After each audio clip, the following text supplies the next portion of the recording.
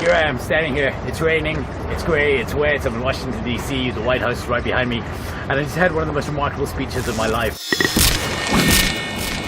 First of all, I saw a recreation of Martin Luther King's "I Have a Dream" speech, which as a speaker was something that is just so surreal and moving, something you have to see in your life.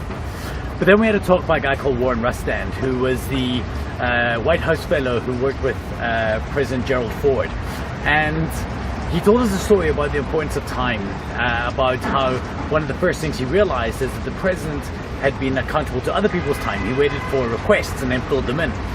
And he spoke about one of the first things they had to do was to change that and to make it that the president as a leader had to work on his priorities and his time.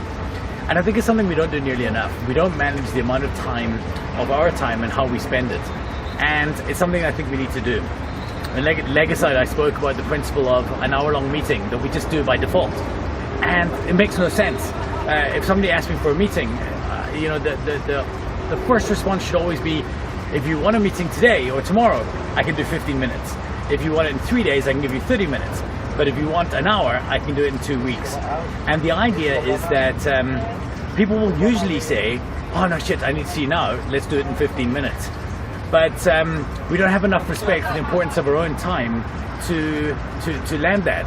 And you got to take that back. That's what I learned from Warren today, that you have to be in control of your time. You have to be in control of your priorities and your time and what you do with it. And I think if we start there, it would be an amazing way of taking control, an amazing way of putting your own brand of leadership in the world. So it's your time, you decide how to use it, and be the boss of that.